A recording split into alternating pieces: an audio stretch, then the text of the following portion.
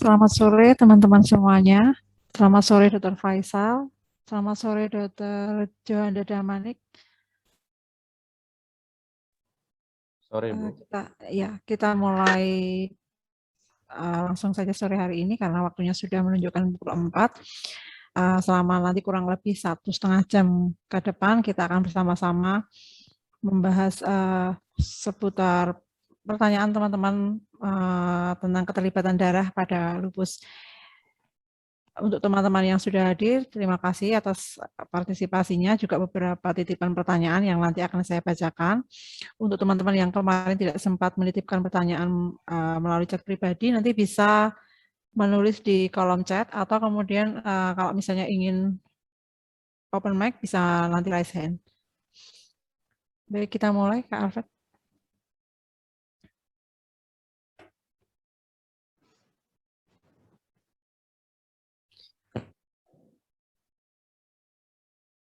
Oh ya, nanti jangan lupa untuk teman-teman mengisi link feedback dan absen ya, karena nanti ini akan sangat berguna untuk evaluasi kami untuk kedepannya.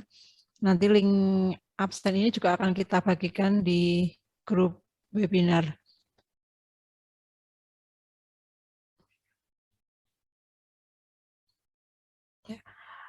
Beberapa kelainan seputar tema kelainan darah pada SLE. Ini biasanya sering ditemukan kasusnya anemia, trombositopenia, leukopenia, bisitopenia, pansitopenia dari yang ringan maupun yang berat, dan pada saat diagnosa awal lupus, dan sebagian besar kasus yang kebanyakan terjadi adalah anemia, yaitu sekitar 63 sampai 77,5%. Kemudian terapi dan tata laksananya tentunya juga bersifat individual sesuai kasus dan respon pasien terhadap terapi. Jadi tidak bisa kalau kita membandingkan satu dengan yang lain, kenapa si A dapat ini, si B dapat ini, saya dapat C misalnya. Kita nggak bisa membandingkan karena semua itu sifatnya sangat individual, dan jika teman-teman ingin berdiskusi, bisa berdiskusi dengan DPL masing-masing yang lebih memahami kondisi teman-teman semuanya. Tata laksana ini umumnya panjang, jadi mohon bersabar. Seperti kalau teman-teman yang baru terdiagnosa itu biasanya segera ingin remisi, padahal kan untuk perjalanan ke sana mungkin bisa panjang, mungkin juga banyak faktor yang mempengaruhi, termasuk respon obat masing-masing individu juga berbeda-beda, kemampuan individu untuk menghandle trigger juga berbeda-beda. Jadi yang pada intinya adalah harus sabar, harus ikhlas, dan harus mengikuti petunjuk DPL termasuk rutin minum obat dan rutin kontrol. Tujuan terapi tetap sama seperti tata laksana SLE pada umumnya, yaitu mencapai remisi, atau tujuan yang lebih sempitnya adalah berusaha untuk bisa tetap stabil. Nah, nanti secara detailnya akan dibicarakan oleh pembicara dalam sore hari ini, ada Dr. Faisal dan juga Dr. Joanda Damanik yang akan membahas lebih terperinci dan tentunya juga lebih jelas tentang tema pada sore hari ini. Kita langsung mulai ke pertanyaan. Oh, ini untuk giveaway seperti biasa. Nanti ada 2 pertanyaan kuis pada akhir acara dan teman-teman bisa menjawab dengan raise hand ya. Nanti kita tunjuk siapa yang dipersilakan untuk menjawab. Kalau jawabannya benar nanti dapat pulsa 50.000. Next. Dari Kak Ella Salsabila. Kak Ella-nya sudah hadir? Kak Ella? Belum masuk ya? Kak, atau mau Kak Sopi dulu? Kak Sopi kayaknya ada pertanyaan yang mau ditanyakan langsung ke dokter-dokter pembicara pada sore hari ini.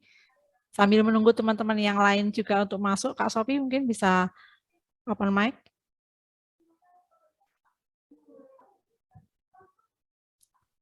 Kak Sopi. Iya, Kak. Nah, yuk sekalian mumpung ada Dokter Faisal dan Dokter Johanda Damanik di sini, silakan kalau kakak mau bertanya tentang perjalanan penyakit yang juga apa namanya banyak ini ya, banyak dinamikanya ya. Iya Kak, Dipersilakan Kak Sophie. kebetulan saya juga lagi dirawat ini. Oh dirawat, udah berapa hari? Udah mau seminggu karena HB-nya juga lagi turun lagi. Oh gitu, ya silakan langsung bertanya aja kepada Dokter Faisal dan Dokter Johanda. Iya Dokter Faisal dan Dokter Johanda. Saya mau nanya, kenapa sih HB itu tuh saya tuh selalu berulang-ulang gitu. Maksudnya berulang rendah turun padahal kan ini udah tepat minum obat, udah ngelakuin semua apa yang disuruh dokter gitu. Kenapa bisa berulang lagi gitu? Gimana caranya supaya nggak berulang-ulang terus gitu? Ya gitu aja sih Kak. Oh, oke. Mungkin Dokter Faisal dulu yang memberikan tanggapan. Oke, baik Mbak Yuli dengan Mbak Sofi tadi ya. Ya, Assalamualaikum warahmatullahi wabarakatuh. Selamat sore semuanya. Kita kembali lagi pada kegiatan kali ini ya. Alhamdulillah teman-teman masih antusias ya mengikuti kegiatan ini. Sesi diskusi dan tanya jawab, bincang santai ya. Jadi sebetulnya ini lebih ke sesi edukasi. Saya tekankan kembali, sesi edukasi bukan menggantikan konsultasi langsung dengan DPL teman-teman sekalian. Nah, untuk Bu Sofi, mungkin saya mau nanya, ini emang HB-nya berapa ya? Kenapa dok? HB-nya? HB-nya dari masuk tuh 5. 5. Mbak Sofi mulai lupus mulai kapan? Didiagnosis Dari lupus mulai tahun kapan? 2018 dok. Oke, manifestasinya apa aja? Apakah Berdarah aja sih. nggak ada sendi, kulit, Kalau ginjal? sendi ada kadang-kadang aja berasa gitu. Cuman lebih fokusnya itu ke darah aja sih. Ya maksud saya kadang manifestasi lupus itu kan banyak ya. Jadi kita mesti mengevaluasi manifestasi semuanya untuk mengetahui tata laksana apa yang paling tepat kepada pasien. Nah, selama ini masalahnya yang paling utama di HB ya. Iya. Leukosit trombosit bagus, Mbak? Iya, bagus sih. Bagus. Nah, yang dikatakan berulang tadi gimana ya? Tiap tahun opname gitu? Iya, maksudnya mending dok. Setiap tahun ini setiap sebulan bisa 2 kali dok. Kalau gitu ada yang tidak ini ya, mungkin ada yang belum sesuai ya ininya ya, tata laksananya ya. Saat ini obatnya apa aja Mbak? Mifortik sama metil sih dok. Dosisnya? Dosisnya mifortiknya tuh 2 kali 360, metilnya sekarang 3 kali 16. Itu aja. Berarti lumayan ya dosisnya ya. Nah, yang setiap kali opname itu apakah Mbak dilakukan transfusi? Iya, transfusi terus dok.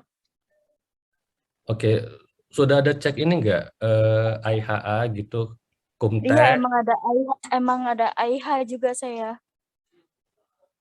Kan begini, anemia pada pasien lupus itu ada banyak macamnya ya.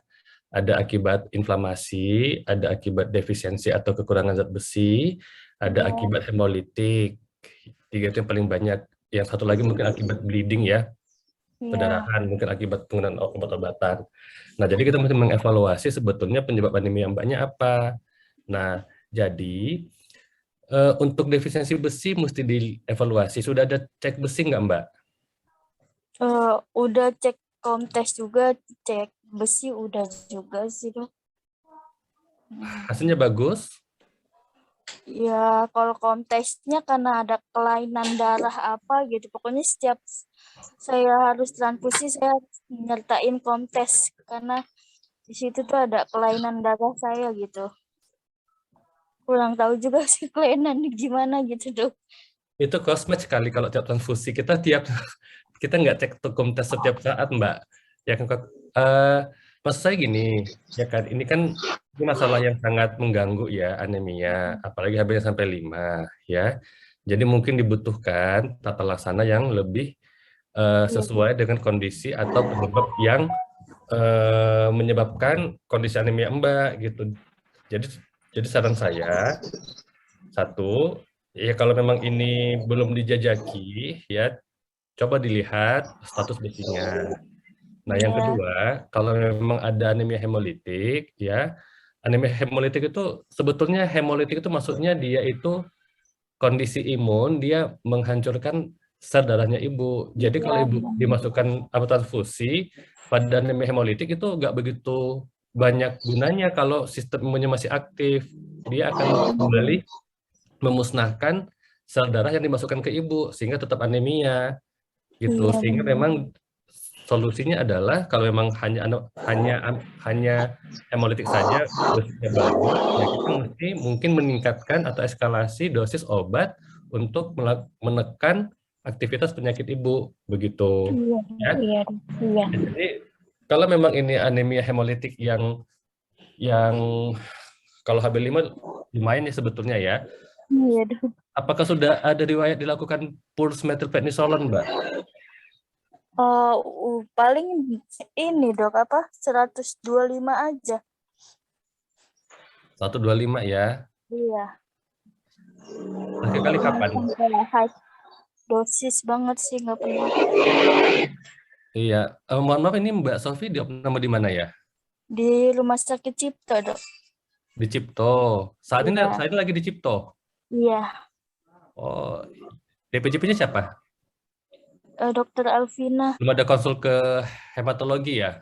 Belum, Dok. Niatnya mau konsul kemarin, udah masuk duluan. Oh iya, baik. Nah, yang bisa saya edukasi adalah ya satu mesti digali penyebab anemianya. Pada pasien lupus itu yang paling banyak itu ada 4 lah ya kita anggap ya. Yang satu defisiensi besi, kedua inflamasi, ketiga akibat autoimun, yang keempat akibat bleeding ya. Bleeding bisa dengan obat-obatan. Yang kedua, jika memang ini anemia hemolitik ya, apalagi mungkin manifestasinya berat ya, mungkin saya nggak tahu ya. Jika manifestasi berat maka dibutuhkan peningkatan atau eskalasi dosis imunosupresannya, baik itu metil maupun DIMAT ya. Iya, Dok, ya. Kalau dosis DIMAT-nya Mifortik 2x360 mungkin tidak adekuat ya dengan kondisi penyakit Mbak yang sebulan sampai 2 kali ya kena rawat inap akibat anemia. Tetapi begitupun tetap nanti konsultasi kembali ke DPJP dan ke semua yang menangani supaya bisa lebih lengkap evaluasinya. Ya kalau saya kan hanya menyampaikan bagaimana rekomendasi atau guideline, tapi tentu saja itu mesti melihat kondisi klinis ibu gitu. Ya, bagaimana fungsi ginjalnya, ya bagaimana fungsi hatinya dan lain sebagainya. Iya, Dok. Begitu ya. Iya, Dok. Jadi mungkin Dr. Jojo ada tambahan, Dok Jojo. Silakan, Dok. Terima kasih Dr. Faisal atas waktunya. Terima kasih Bu Yuli. Ini tadi namanya Mbak Eli ya? Mbak Sofi. Oh, Mbak Sofi ya. Ya, Mbak Sofi. Saya setuju Mbak Sofi dengan apa yang disampaikan oleh Dr. Faisal. Jadi melihat mendengar cerita dari Mbak Sofi ini agak sedikit aneh ya gitu, karena memang kalau kita selama ini ya berjibaku dengan penanganan pasien-pasien lupus itu biasanya kalau pasien-pasien yang compliance atau udah minum obat itu teratur, lalu kemudian rutin kontrol, biasanya nggak sampai 2 kali per bulan ini transfusi terus gitu, apalagi klinik berlangsungnya. Jadi saya setuju bahwa tolong diketahui bahwa jenis-jenis anemia pada penderita lupus itu jangan hanya dikira karena jenisnya hanya anemia karena lupus karena penyakit lupusnya saja gitu, tapi memang jenis-jenisnya banyak tuh. Ada karena anemia karena penyakit kronik seperti yang disampaikan Dr. Faisal tadi, ada karena anemia karena defisiensi besi ya, lalu kemudian ada anemia hemolitik autoimun ya, yang dibuktikan dengan pemeriksaan KUMS test yang kita biasanya bayar tuh hampir 500.000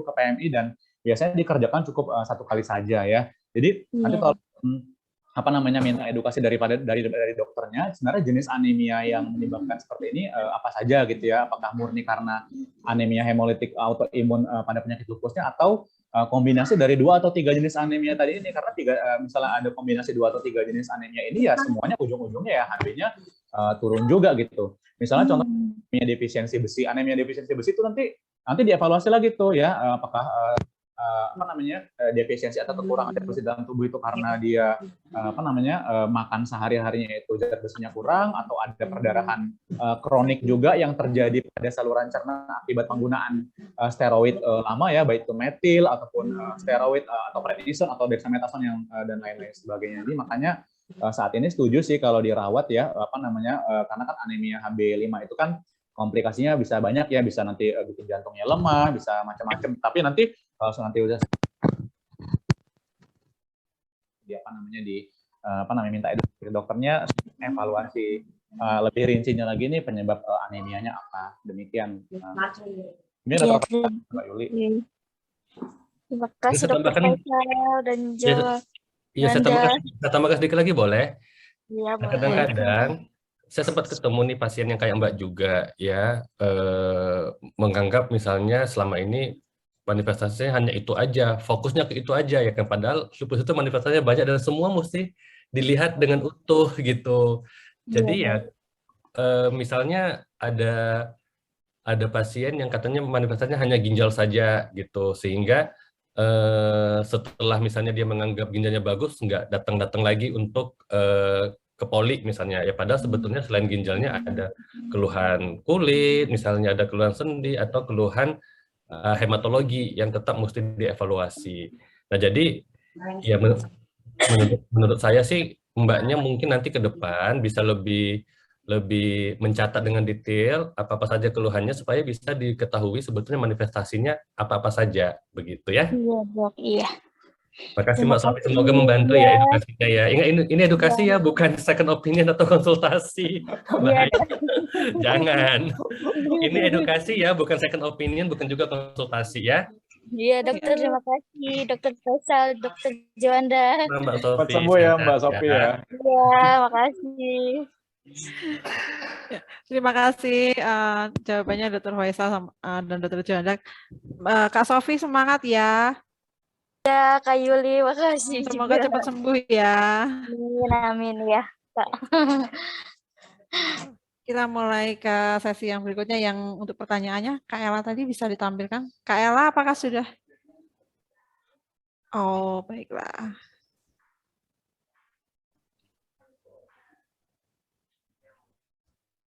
Kak Ella saya bacakan aja ya, nanti kalau Kak Ella nggak bisa hadir di sini, bisa menyimak di spare dulu untuk setelah kalau misalnya Kak Ella masuk aja ya. Kita mau yang mulai yang kedua aja. Oke. Ya, ini dari Kak Nur Samsia Cimahi. Ada belum ya? Kak Nurnya sudah hadir? Nur Samsia ada. Oh ya. Untuk Odapus dengan AIHA, resiko terbesarnya apa dok selain HB yang kadang turun naik? Dokter Johanda mungkin bisa memberikan pencerahan. Ya, terima kasih Bu Yuli atas pertanyaan. Nanti saya coba menjawab, nanti akan ditambahkan Dr. Faisal. Untuk Odapus dengan AIHA, resiko terbesarnya apa dok selain HB yang kadang turun naik? Jadi memang harus kalau yang saya tahu, ini harus dievaluasi lagi apakah benaran Odapusnya ini keterlibatannya itu hanya autoimun anemia hemolitik saja atau ada keterlibatan organ lain ya. Kan kita sangat jarang menemukan ya lupus itu yang biasanya keterlibatan organ yang diserang itu hanya satu macam saja gitu. Makanya ini pertanyaan ini harus diberikan informasi juga nih keterlibatan organ lainnya apa gitu, apakah misalnya cukup kulit dengan darah saja atau sendi tulang dengan darah saja. Jika memang kasusnya seperti itu, maka memang yang lebih berat itu adalah darah gitu ya.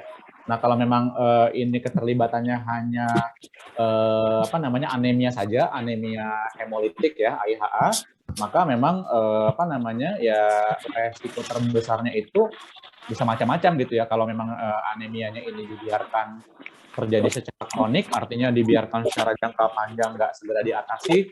Misalnya HB-nya dibiarkan 7, kemudian 7, 8, ya nggak naik-naik, ya lama-kelamaan nanti ya banyak tuh komplikasinya ya, ke jantung, lalu kemudian ke berbagai organ lainnya gitu ya. Jadi kalau memang pasiennya ini hanya memang menderita lupusnya itu yang diserang itu terutama pada AIHA, ya resiko utamanya komplikasi yang disebabkan oleh anemia tadi itu ya. Lalu komplikasi lain ya mungkin terkait dengan ini ya, terkait dengan terapinya juga gitu ya. Mungkin dari saya sekian dulu. Sekian dulu Bu. Terima kasih Dr. Juanda. Dr. Faisal menambahkan? Baik, makasih Mbak Yuli, makasih Dr. Jojo. Saya tambahkan sedikit. Yang tadi yang nanya Ibu siapa namanya? Ella. Nur Syamsiah. Kok kita kok Kak Eli aja Elanya belum masuk. Tadi HP-nya jatuh ceritanya. Mohon maaf ya.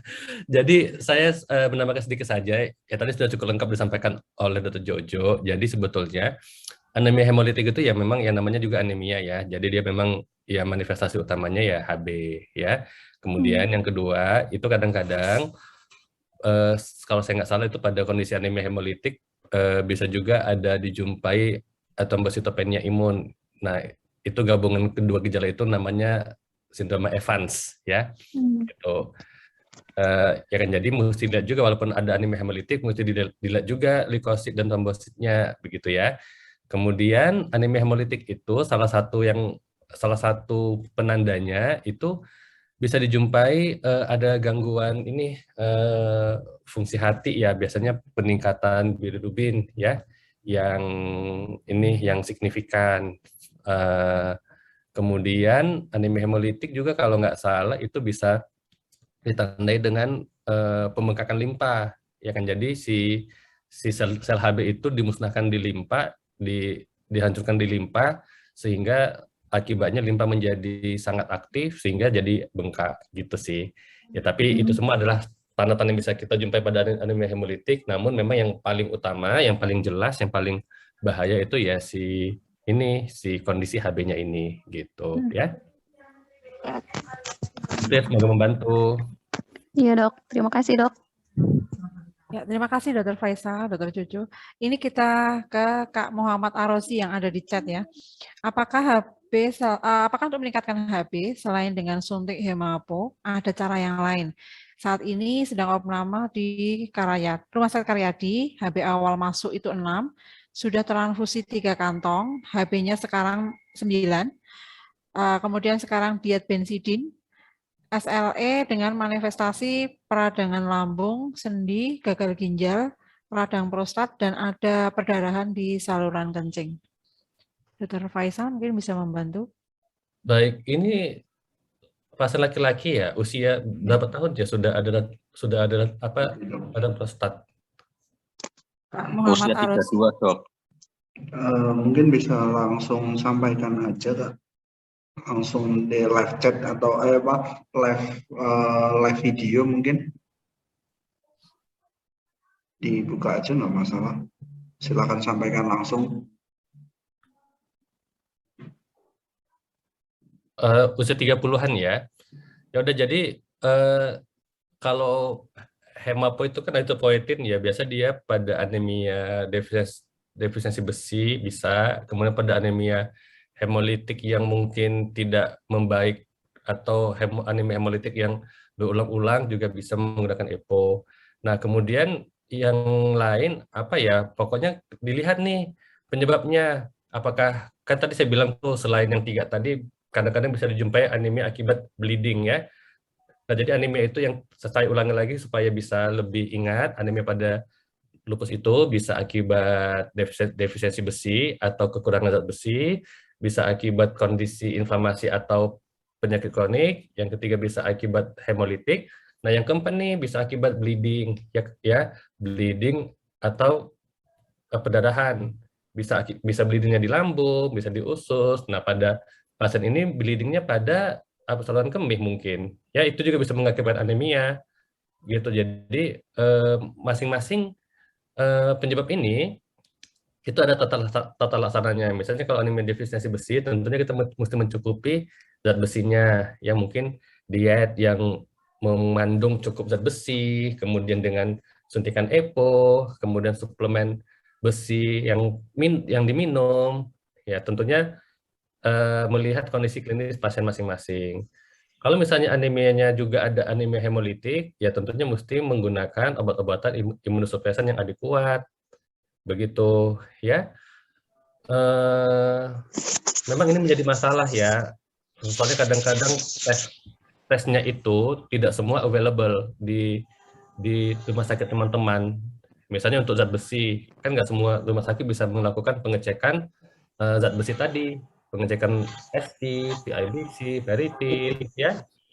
Kemudian mungkin untuk pengecekan IHA misalnya, nggak semua juga bisa melakukan kumtes kalau misalnya teman-teman mungkin tinggalnya di kabupaten atau di daerah yang tidak memiliki fasilitas itu, ya.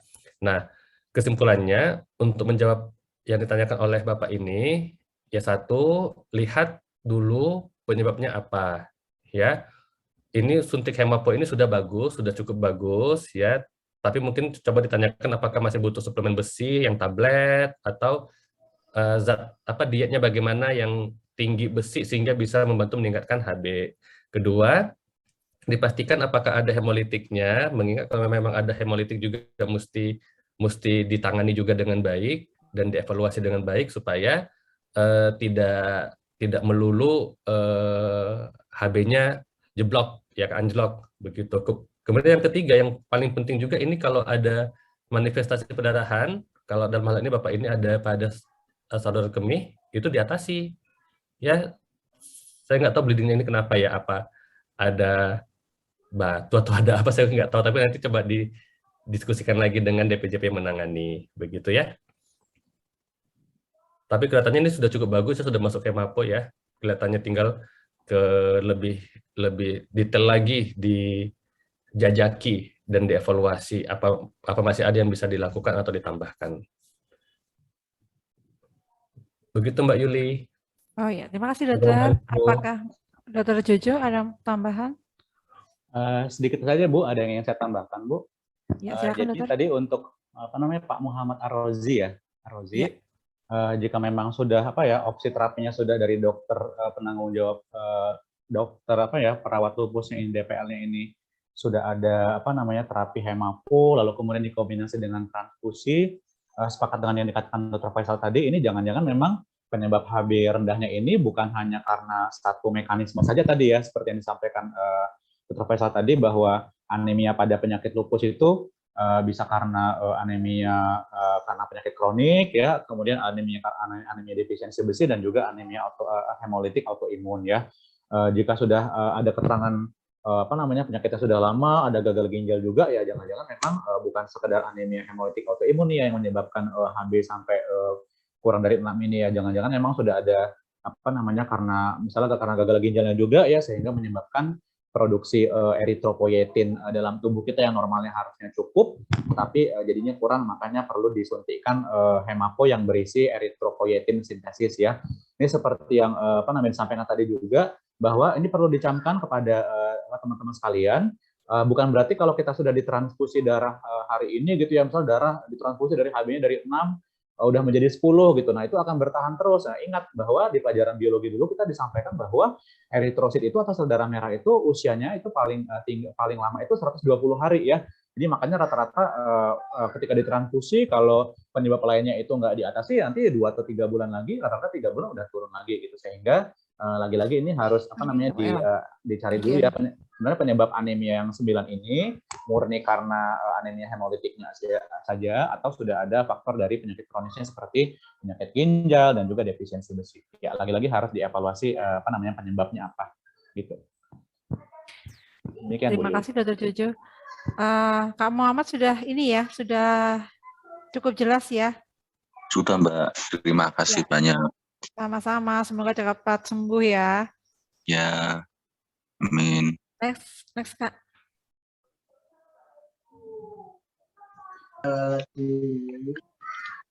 Ya. Sama aja pas belum ngomong. Untuk Kak Ella yang sudah join, saya bacakan ya. Apakah trombosit low sampai 1000 itu sudah dipastikan lupus atau ada kemungkinan sakit yang lain? Kalau ada kemungkinan sakit yang lain, mengarah kemana penyakitnya? Terima kasih. Dokter Jojo mungkin bisa langsung menanggapi. Ya, terima kasih Mbak Yuli, terima kasih Mbak Ella Salsabila. Nanti saya berusaha menjawab.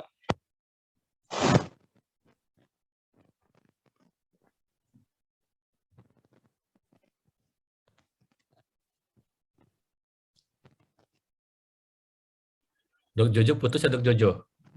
Kendala sinyal kayaknya dok, Bang. Kendala sinyal kayaknya. Suaranya nggak masuk. Atau Dokter Jojo videonya di off dulu biar sinyalnya rada stabil. Apakah sudah dengar, Dok? Dengar dok, dengar. Oh iya. Baik. Kalau kita menemukan kasus seperti ini, ada pasien yang trombositnya itu low sampai dengan 1000, apakah sudah pasti lupus? Tentu jawabannya belum tentu ya, belum tentu lupus gitu. Kita harus melihat dulu pasien ini, yang pertama dia laki-laki atau perempuan. Lalu kemudian berikutnya usianya berapa ya? Karena kenapa ini data ini perlu? Karena penyakit-penyakit tertentu itu biasanya secara epidemiologi itu akan lebih menyerang pada populasi tertentu ya. Misalnya kita menemukan ada ada pasien usia tua datang dengan perdarahan dan trombositnya 1000 gitu, usianya udah lebih dari 60 tahun ya. Pasti kita biasanya sih mikirnya nggak ke lupus dulu gitu ya. Jangan-jangan ini karena ada faktor keganasan yang menyerang sumsum darah ya. Sumsum darah di tulang ya. Tetapi kalau misalnya dia menyerangnya itu wanita muda, ya kita curiga jangan-jangan penyakit autoimun ya. Penyakit autoimun ini juga kita lihat lagi nih, trombosit 1000 ini penyakit autoimun kan nggak hanya lupus ya, bisa aja berupa ITP ya, idiopathic thrombocytopenia purpura yang primer ya. Bisa juga karena ITP atau trombositopenia sekunder pada lupus gitu ya. Jadi kita mengevaluasinya bukan sekedar trombositnya 1000 langsung dikatakan ini lupus gitu. Karena kan kata kunci yang sering diulang-ulang penderita lupus itu adalah biasanya wanita muda yang disertai dengan keluhan minimal pada 2 organ ya. Organnya itu apa aja ya, bisa berupa organ darah dengan kulit ya, atau darah dengan sistem sendi-sendi, atau darah dengan ginjal, atau darah dengan dengan otak ya, dengan neuropsikiatri, atau darah dengan dengan pengentalan darah, atau kemudian darah dengan bermacam-macam lagi. Jadi kata kunci untuk lupus itu kan kita diajari gitu ya, bahwa ini biasanya menyerang wanita muda dan melibatkan minimal 2 sistem organ. Tapi kalau memang datanya hanya trombositnya saja yang cuma 1000, sedangkan keluhan-keluhan lain seperti rambut rontok hebat, ruam-ruam di kulit yang banyak, lalu kemudian sariawan-sariawan nggak sembuh, atau ngilu-ngilu di sendi nggak ada, kencing berbusa nggak ada ya, riwayat keguguran nggak ada, ya kita jangan-jangan belum tentu lupus juga nih, karena seperti kata kuncinya tadi itu, lupus itu menyerang wanita muda dan minimal melibatkan 2 sistem organ. Dari saya demikian Mbak Yuli dan pertanyaan tadi. Ya. Terima kasih Dr. Jojo. Dari Dr. Faisal ada tambahan? Kelihatannya cukup Mbak, sudah cukup jelas. Oh ya. Next ke pertanyaan Kak Ella yang selanjutnya. Kak Ella ini ada 2 pertanyaan. Kak Ella bisa membantu?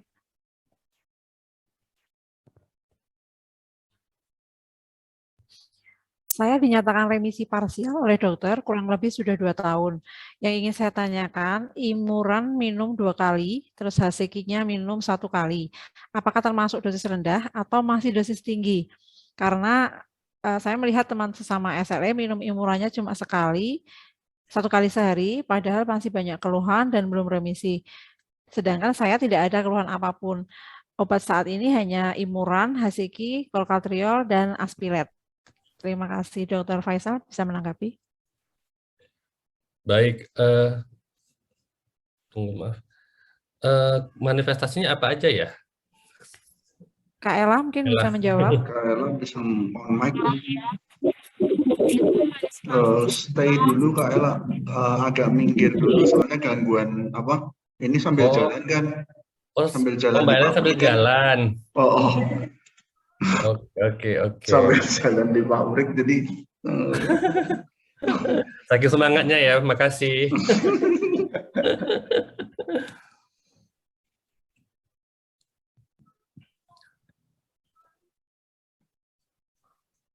Nah, jadi mungkin sambil menunggu Mbak Ella-nya, mungkin saya coba menjawab dulu ya. Nah, jadi kalau oh iya, Mbak Ella silakan. Manifestasinya apa aja ya Mbak Ella ya? Darah aja. Apa? Yang lain keluhannya nggak ada, darah aja. Oh. Trombositnya aja. Trombositnya aja dokter. Ya. Ya, trombositnya aja. Tapi ketika kamu SMP, DNA selalu normal terus. Yang errornya juga pas ketika lupusnya aja. Mbak Yuli, mohon maaf saya nggak gitu jelas. Bisa Mbak Yuli ulangi nggak Mbak Yuli? Kak Ella? Ya. Diperjelas. Saya kurang dengar juga ya. Jadi kita menebak-nebak aja nih. Pertanyaannya. Ya, keterlibatannya hanya ke darah. Ya. Yang lainnya aman. Terus selama 3 tahun SLE, dsDNA selalu aman sama C3 C4-nya normal. Baik. Ya kalau begitu alhamdulillah kelihatannya sudah ada emisi ya. Maksudnya sudah stabil ya ininya ya. Iya. Kondisinya ya. Nah, jadi sebetulnya imuran itu kan azathioprin ya, nama ininya ya, nama apa namanya? Nama isinya ya. Kalau imuran itu kan nama dagangnya ya. Yang memang obat ini dipakai menjadi pilihan pada kondisi lupus dengan manifestasi hematologi. Itu salah satu indikasinya. Kalau untuk dosisnya sebetulnya dosis ini ya dosis yang standar ya, nggak terlalu tinggi juga ya. Dengan dosisnya biasanya kita memakai dosis kalau memakai hitungan berat badan 2-3 mili, 2-3 mg setiap kilogram berat badan. Jadi kalau misalnya misalnya kan berat badannya 50 kilo, kalau misalnya kita pakai dosis 2 mili, maka membutuhkan dosis 100 mili. Sedangkan satu tablet itu kan 50 mili ya. Jadi dosisnya masih masuk dalam dosis ini, masih masuk dalam dosis yang standar untuk lupus. Jadi bukan dosis tinggi ya Mbak ya. Nah kemudian kalau melihat temannya kenapa imurannya cuma 1 kali, mungkin temannya manifestasinya beda dan ada DMARD yang lain. Mungkin temannya sudah pakai ada MTX, bisa jadi ya, ada MTX begitu, sehingga kita tidak bisa menyamakan kebutuhan pasien yang lain. Nah mungkin untuk Mbaknya mungkin yang membuat galau mungkin ini kan udah bagus nih, kenapa masih tetap minum obat begitu ya? Sehingga... Betul dokter, betul. Saya mewakili Ya, Mbak Ella. Jadi kan justru kondisi mungkin waktu itu kita sudah buat meeting ya, dengan yang kayak begini juga, kalau nggak salah bulan lalu ya, tentang kondisi remisi pada penyintas autoimun ya. Jadi saya juga saat ini belum bisa menyimpulkan apakah Mbak sudah mengalami remisi. Kalau sesuai dengan hitung-hitungannya kan saya tidak tahu data, tapi katanya ini sudah stabil ya kondisinya ya. Jadi saat ini Mbak Ella masih pakai metil tidak? Kalau dari data tadi sih nggak ada ya dok ya? Nggak ada, iya. Iya. Kalau misalnya sudah tidak pakai metil ya, jadi step selanjutnya memang kita bisa mempertimbangkan untuk step down obat, ya kan, penurunan dosis obat. Jika memang remisinya sudah 3 tahun, ya 2 atau 3 tahun. Tapi tentunya itu semua mesti konsultasi ke DPL, dan DPL yang akan memutuskan dengan mengevaluasi kondisi klinis Mbak Ella selama 1 tahun ini. Ya biasanya dikatakan remisi yang bagus itu kalau 1 tahun ini memang tidak ada kambuh sama sekali, gitu ya, kondisi penyakitnya terkendali dengan baik, dan untuk menghapus kegalauan Mbak, dosis imunan 2x1 itu dosis aman. Malah dosis kecil ya, dosis minimal sebetulnya ya. Soalnya kan dosisnya tadi kan 2 sampai 3 mg ya per kilogram berat badan. Jadi kalau misalnya Mbak Elanya kita nggak 50 kilo, 2 kali 5 itu 2 kali 50 itu udah 100 mili, satu tablet 50 mili. Jadi dosis 2 kali 1 tablet itu masih hitungannya dosis inilah dosis standar, dosis minimal ya. Gitu. Ya, terima kasih dokter. Dokter Jojo ada tambahan? Tidak ada, Bu Yuli, tidak ada. Oh ya, terima kasih dokter. Semoga bisa membantu ya Kak Ella. Dan jangan galau lagi ya, karena ini perjuangan untuk bisa ke kondisi yang sekarang kan sudah melalui dinamika yang panjang dari mulai pergantian obat dan sebagainya. Semoga dengan yang sekarang Kak Ella bisa tetap stabil dan bisa remisi. Selanjutnya yang ada yang di chat ini Kak Tuti Tiasna, ini seorang caregiver yang putrinya yang menderita SLE. Agak sedikit berbeda pertanyaannya, tapi mungkin bisa dijelaskan ya dokter ya. Apakah SLE selalu mengarah ke ginjal atau ke darah atau ke organ lain, sementara anak saya mengarahnya ke kulit? Dokter Jojo mungkin bisa memberikan tanggapan. Ya, terima kasih Bu Tuti atas pertanyaannya.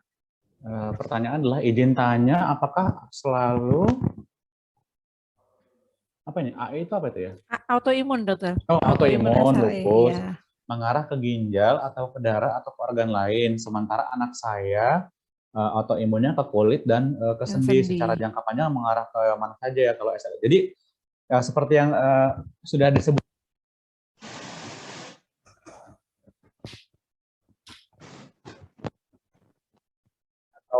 di bahasa Indonesianya itu adalah LES atau LES ya. SLE itu adalah Systemic Lupus Erythematosus atau diartikan di bahasa Indonesia adalah lupus erythematosus sistemik. Sistemik itu artinya seluruh tubuh. Artinya ini ya, penyakit lupus itu adalah penyakit autoimun di mana sistem kekebalan tubuh yang seharusnya menjaga kita dari musuh-musuh luar ya seperti kuman dan sebagainya malah mengalami perubahan gitu ya, menyerang berbagai organ tubuh kita. Organnya apa saja, bisa apa saja ya. Makanya tadi seperti yang saya bilang, bahwa lupus itu biasanya sebagian besar itu menyerang kelompok usia wanita muda dengan keterlibatan minimal 2 organ. Itu ciri-cirinya. 2 organnya apa saja ya, bisa ini, ada orang yang diserang itu adalah kulit, mukokutan ya, kalau bahasa ilmiahnya dengan darah ya. Ada juga yang diserang itu kulit, lalu kemudian sendi-sendi ya, muskuloskeletal, dengan ginjal. Ada lagi kombinasi yang diserang itu darah dengan otak ya. Ada lagi yang diserang adalah jantung ya, jantung dalam hal ini yang bisa sampai bikin cairan di selaput jantung ya, dengan ginjal. Ada juga yang diserang dari pencernaan juga bisa ya, pencernaan dengan kulit juga. Jadi kombinasinya macam-macam, tergantung organnya mana. Jadi kalau ditanya organ apa saja yang bisa diserang ya semuanya bisa, karena tadi namanya saja sudah sistemik lupus erythematosus. Secara sistemik seluruh organ-organ kita bisa terkena atau diserang dalam penyakit lupus. Tapi memang dari segi keseringan atau kekerapan itu beda-beda ya. Kalau dari menurut data itu kalau tidak salah yang paling sering itu ya, jadi hampir semuanya itu bisa diserang itu adalah muskuloskeletal ya, sendi dan tulang-tulang, lalu kemudian yang berikutnya adalah mukokutan, kulit, lalu berikutnya yang paling sering adalah ginjal ya, baru kemudian hematologi, baru kemudian neuropsikiatri. Jadi kalau ditanya tadi kesimpulannya kombinasi organnya apa saja yang diserang bisa bermacam-macam tergantung orangnya, tapi dari segi keseringan yang paling sering itu biasanya adalah muskuloskeletal, mukokutan, lalu kemudian masuk ke ginjal, NPSLE dan lain-lainnya. Lalu yang menjadi catatan berikutnya adalah apakah orang yang di awal-awal misalnya yang diserang itu hanyalah kulit, tadi contohnya pada ibu ini tadi kulit dengan apa tadi ya? Boleh ditampilkan nggak tadi Mbak Yuli? Kulit dan sendi, Dok. Kulit dan sendi ya. Apakah dengan misalnya dari awal, oh ini keterlibatannya yang diserang itu adalah kulit dan sendi ya? Apakah bisa nambah lagi dalam perjalanan waktunya organ yang lain? Oh, tentu bisa ya.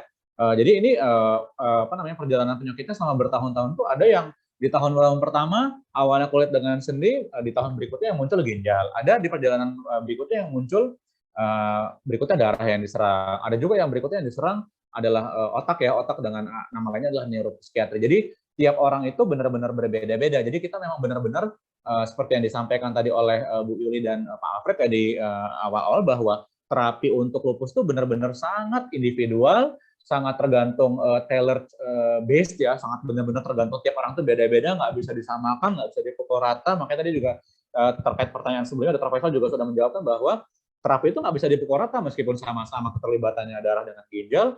Loh yang ini kok imurannya bisa 2 kali, ini 1 kali, itu benar-benar ini sangat-sangat tergantung tiap individu itu dia aktivitas penyakitnya seperti apa, keterlibatannya seperti apa, dan respon terapinya seperti apa. Dari saya sekian, Mbak Yuli. Mungkin ditambahkan dengan Dr. Faisal.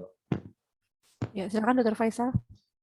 Kelihatannya cukup ya, jadi memang bisa kena macam-macam ya. Ada yang hanya kena kulit saja, ada kena sendi saja. Tapi biasanya pasien sistemik lupus atau SLE ini ya 2 atau lebih sih biasanya ya.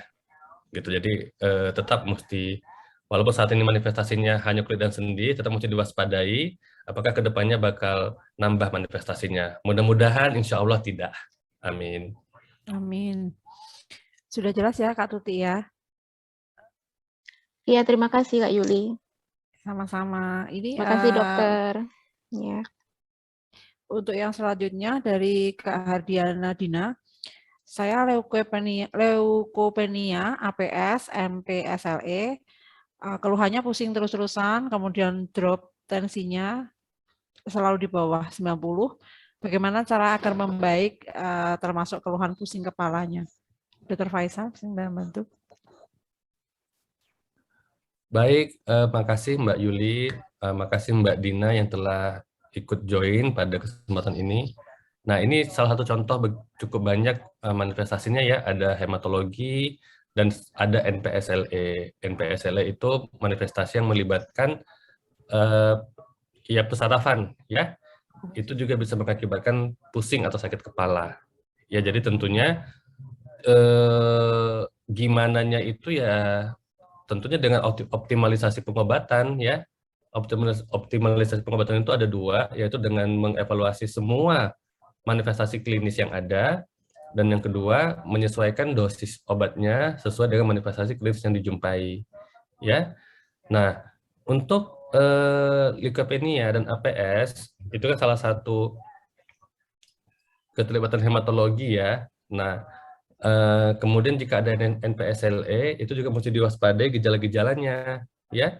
Nah, jadi memang kalau saya ditanya gimana caranya ya tetap mesti tiap bulan evaluasi dengan baik, kemudian tetap mesti meminum obat yang sesuai. Nah, Mbak Dina saat ini obatnya apa aja? Kak Dina mungkin bisa open mic. Untuk NPSLE mungkin butuh dievaluasi ya penyebab sakit kepalanya, kemudian biasanya pas NPSLE kita lakukan CT scan atau MRI kepala ya, sesuai dengan indikasi ya, jika memang ada indikasi ke situ. Kemudian bisa dilakukan EEG juga untuk mengevaluasi ya sarafnya ya. Silakan Bu Dina. Ya. Untuk obatnya saat ini masih aspilet, terus saya lupa lagi. Metilnya sudah turun sih ke 6, hidroksi, terus imurannya tapi naik jadi 100. Tadinya bergantian ganjil genap 1, ganjil jadi 2, genapnya 1 dosis. Lainnya yaitu kalsium sama neurobion ya. Wah, tapi seperti saat ini ya dok ya, saya masih nggak pusing. Sering banget drop darah. Selalu HB-nya tuh tensinya turun di atas 90, 70 per 80 atau 70 per 90, paling tinggi itu 90 kan, nyampe di atas 100. Aduh. Untuk HB gimana Bu?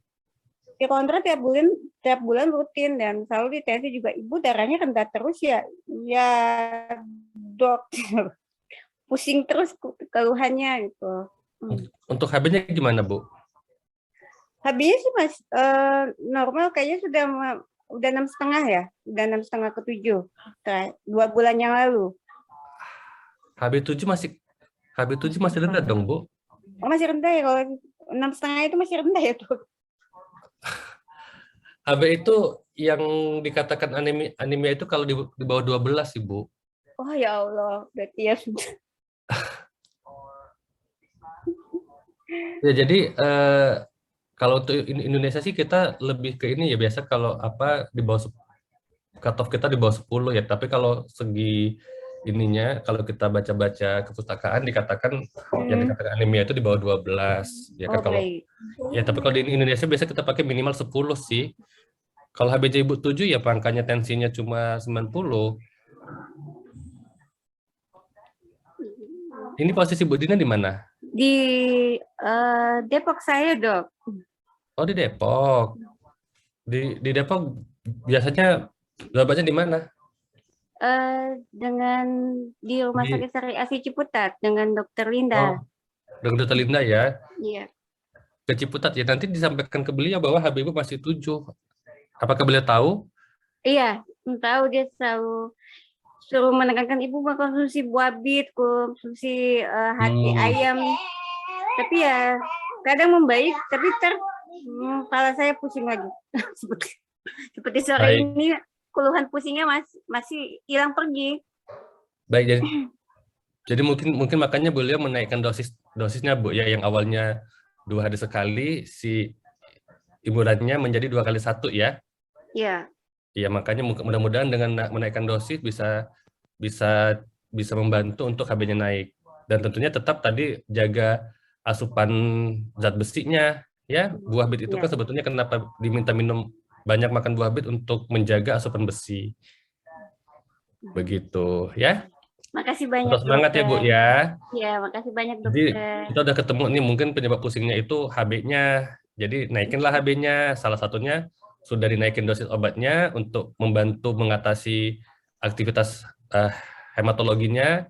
Yang kedua sudah diedukasi juga untuk konsumsi diet yang cukup atau tinggi zat besi.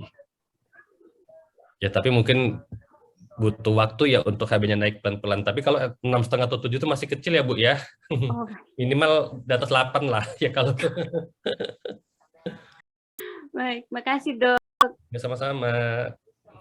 Dokter Jojo ada tambahan? Tidak Bu, cukup Bu Yuli. Ya. Baik, mungkin kalau masih tetap banyak pusing terus, mungkin ada baiknya konsul lagi ya Dokter ya, kalau masih seperti itu. Iya sih, kalau memang HB-nya masih serendah itu ya memang mesti ditangani ya. Mungkin saat kemungkinan bukan NPSL-nya yang membuat pusingnya, tapi memang HB-nya kemungkinan. Ya. Mungkin itu Kak Dina bisa menjadi pertimbangan nanti kalau memang masih keluhannya masih dominan untuk pusingnya, bisa konsultasi ke DPL ya, ke Dokter Lindanya ya. Nah, baik, ini yang selanjutnya.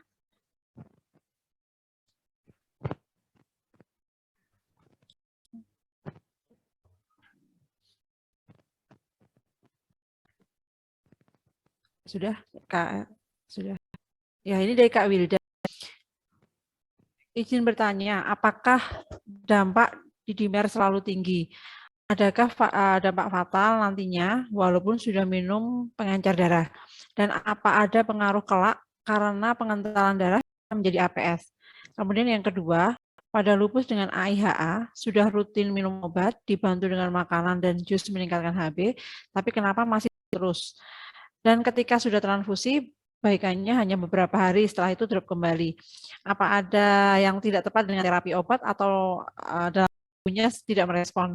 Mohon pencerahan. Ini tadi sedikit tadi sudah disinggung Dokter Jojo, tapi tidak apa-apa kita ulang lagi. Dokter Jojo silakan dijawab ya.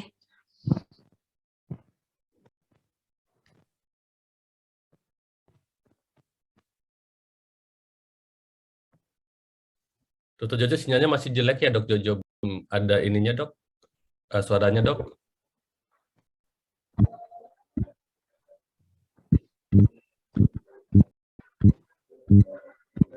Dokter Faisal menjawab dulu mungkin. Oke, baik, mungkin saya coba backup dulu ya. Bisa ditampilkan lagi Mbak? Pertanyaannya banget soalnya. Supaya nggak salah menjawab. Bentar Bang. Iya. Bentar Bang. Kayaknya teman-teman antusias banget nih untuk diskusi ya. Banyak ya yang ini keterlibatan. Ini Oke, Dokter, yang silakan.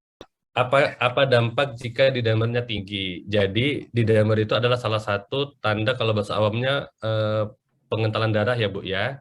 Ya jadi kalau itu tinggi ya kan artinya dadanya kental gitu. Itu sih bahasa ininya, bahasa awamnya ya.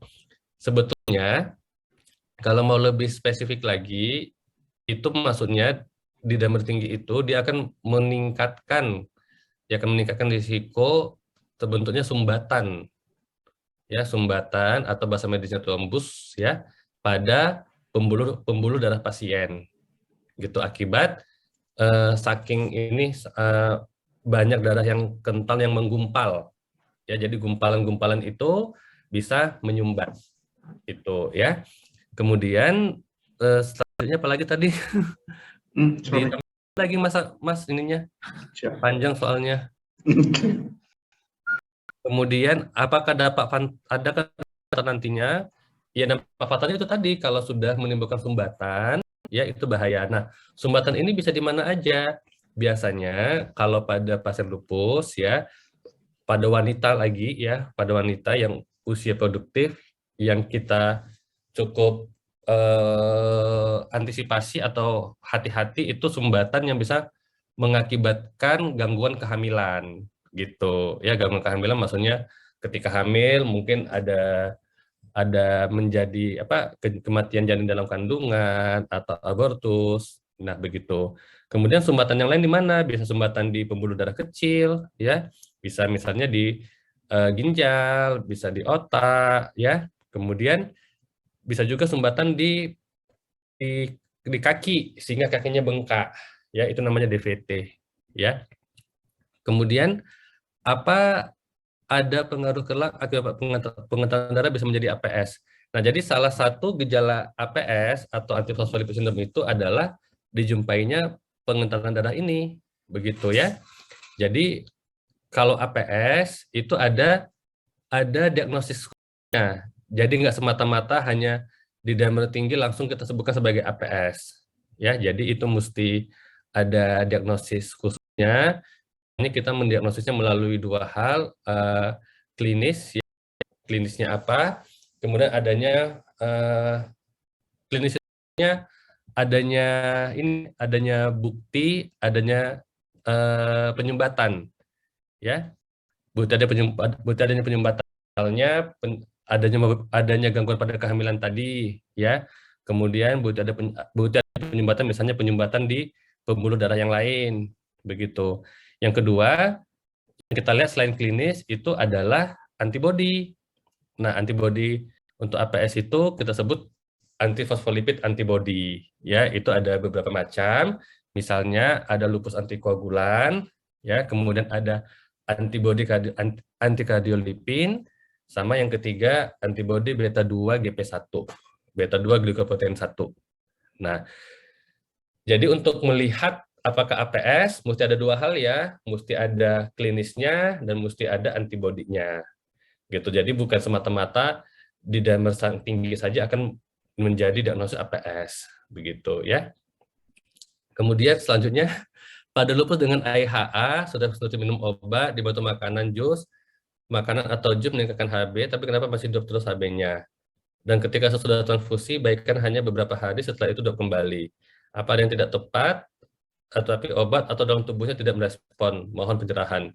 Jadi kayak saya sampaikan tadi dan juga tadi sudah ditambahkan oleh Dr. Jojo, jadi sebetulnya anemia hemolitik itu adalah suatu kondisi di mana sistem imunnya sangat aktif sehingga dia memusnahkan atau menghancurkan sel-sel darah pasien.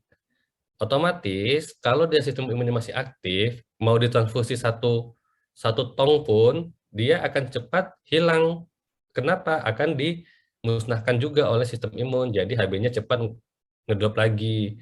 Selain itu memang siklus hidup si HB ini itu juga 3 bulan. Ya jadi enggak ini. Kalau misalnya sistem imunnya sangat aktif, ya. Jadi si sel darah ini cepat sekali dimusnahkan oleh sistem imun, sehingga sel-selnya itu yang ada di tubuh pasien itu banyak sel-sel muda semua. Dia belum mencapai pematangan. Ingat usianya kan 3 bulan ya usia si HB ini. Gitu. Jadi sel-sel muda yang itu ya tidak adekuat untuk meningkatkan HB pasien. Begitu. Ya jadi apa ada yang tidak tepat? Ya kita nggak tahu apakah tidak tepat atau tidak. Ya tapi kemungkinan memang aktivitas penyakitnya masih tinggi. Jadi mungkin bisa disesuaikan dosis imunosupresannya. Yang kedua, selain dosis obat, penyesuaian dosis obat, juga mesti dievaluasi apakah ada penyebab yang lain.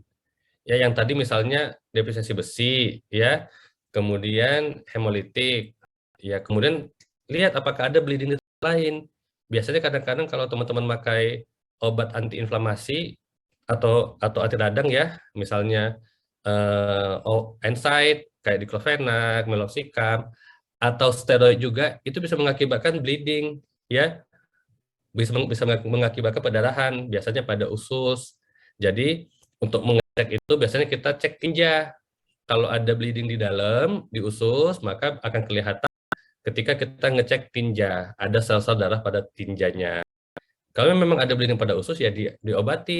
Ya kalau nggak diobatin akan tetap darahnya akan tetap loss, pelan-pelan dia loss, sehingga HB-nya nggak naik-naik gitu. Mungkin itu yang bisa saya sampaikan. Monggo Dr. Jojo jika ada yang mau ditambahkan, Dok, silahkan. Ya, silakan Dr. Jojo.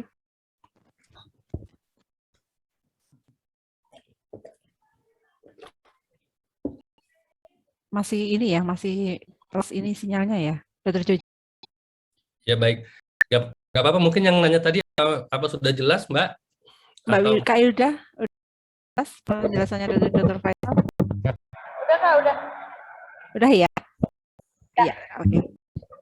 Selanjutnya, Kak Alfred.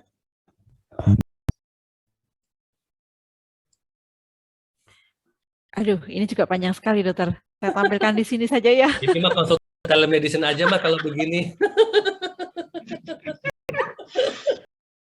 Dokter dibaca sendiri. Mungkin gini aja, Mbak yang nanya ini kalau ada langsung on cam aja atau buka audionya. Kak Riz, silakan. Hadir, Dok. Stop share ya. Aja. Ya, intinya sih nanya. To the point aja ya. Biasanya di hasil lab terakhir itu ada hal-hal yang saya masih belum ngerti gitu. Ada RDW-CV, MCH sama MCHC. Itu masih bintang-bintang merah selain HB saya. Apakah itu juga berpengaruh gitu dengan keterlibatan darah? Mungkin kan selain ini yang disorot kan hemoglobin, leukosit, eritrosit, trombosit, itu yang disorot. Apakah hal-hal seperti RDW-CV, MCH, MCHC itu juga berpengaruh gitu sama lupus, keadaan modapus kayak gitu, Dok? Nah, itu sebetulnya adalah morfologi atau bentuk sel darahnya, Bu, yang dilihat melalui mikroskop atau mesin. Ya, ujung-ujungnya memang penanda utamanya N-nya adalah HB pasien. Jadi kayak misalnya DW itu adalah red cell distribution width gitu. Jadi dia ngelihat tuh dalam satu lapangan pandang mikroskop itu, ya, berapa banyak sel darah yang kecil-kecil, berapa banyak yang gede-gede. Tuh, setelah dilihat nanti akan dihitung persentasenya. Gitu. Ini kayak misalnya sama dengan kita menimbang, ya, menimbang ikan. Ya, misalnya ikan 1 kilo. Di ikan itu ada sisiknya, ada tulangnya, ada matanya, ada mulutnya, ada hidungnya. Ya, tapi kan yang kita beli kan 1 kilonya, ada dagingnya, gitu. Ya, apakah ada manfaatnya? Ada manfaatnya untuk menilai, yang bisa membantu kita menilai penyebab anemia. Misalnya kayak MCP, MCH. Itu bisa kita bisa gunakan itu menilai apakah ada kemungkinan defisiensi besi. Biasa kalau defisiensi besi MCV MCH-nya kecil, ya. Tapi tentunya itu nggak signifikan untuk yang awam, soalnya itu sangat teknis. Ya, kalau moto itu saya juga paham ini setelah 6 tahun sekolah S1, 4 tahun PPDS. Ya kalau lagi ibu yang mungkin belum ini, jadi cukup. Jadi itu kan mesin nih ya. Kadang-kadang pasien dibintangin dikit panik, misalnya gulanya 125. Di situ ditulis di angka mesin 110. Padahal 125 itu di kita masih sangat bagus, tapi kalau mesinnya tidak sesuai blok dengan mesin, dia akan ngebintangin. Jadi itu jangan ditakutkan gitu ya. Gitu. Jadi itu ya jawaban saya. Iya, sama aja kayak misalnya ada yang nanya ini kenapa neutrofil saya, limfosit saya begini segala macam. Nah, kalau neutrofil, limfosit, eosinofil itu adalah petunjuk untuk leukosit gitu, deskripsi leukosit, dan itu masing-masing memang ada detail-detailsnya yang mungkin ya nggak mungkin saya jelasin di sini. Saya juga tidak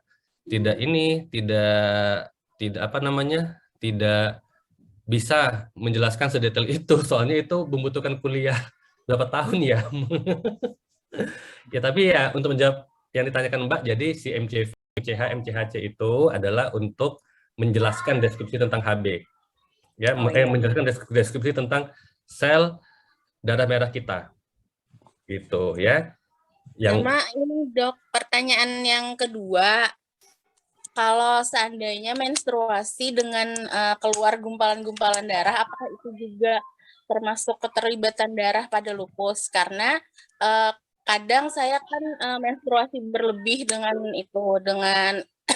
gumpalan darah, lalu dirujuk ke Opsgin, itu katanya karena pengobatan lupus, diagnosanya dari Opsginnya. Pengobatan lupus maksudnya gimana? Akibat obat? Obat. Bukan akibat lupusnya.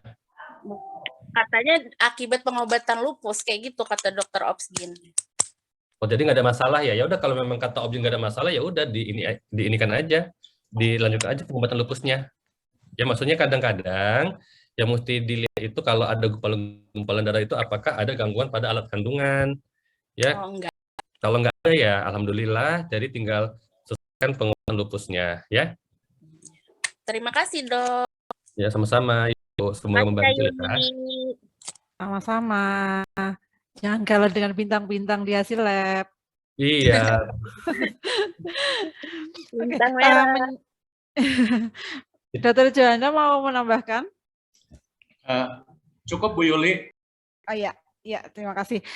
Ini menyambung tadi membicarakan tentang ada menstruasi dari Mbak Masita. Ini mungkin tidak ada di chat.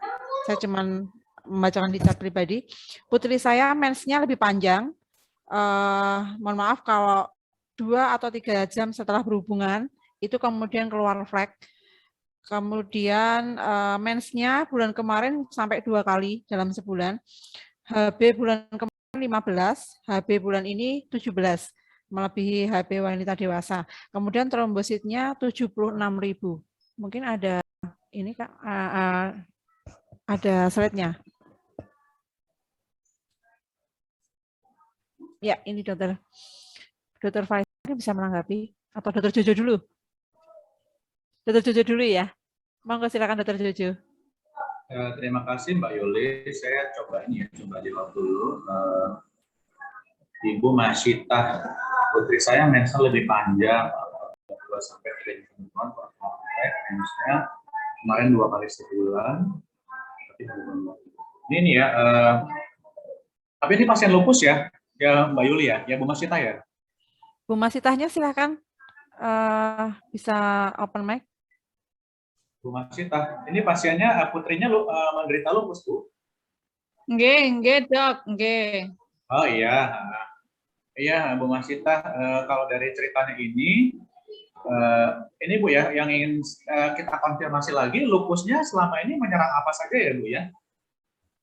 Termasuk menyerang darah juga? Ginjalnya, terus setelah melahirkan dengan apa pokoknya sebelum waktunya itu dikeluarkan. Prematur. 4,5 bulan karena trombositnya 18.000, maka harus dikeluarkan bayinya. Itu terus kata dokter paru-paru ada cairan di paru-paru. Terus jantungnya berdetak lebih agak keras gitu, Dok. Iya, iya. Berarti ini Bu ya. Berarti sebelum hamil selama ini. Halo Bu. Nggih. Nah, jadi selama ini yang diserang darahnya itu trombosit ya Bu ya? Trombositnya sekarang lumayan agak naik, Dok, 76.000. Tapi dulu tinggi ya Bu ya? Trombositnya dulu rendah ya Bu ya? Dulu rendah ya? Rendah ya. Oh iya. Pernah sampai di bawah 50.000.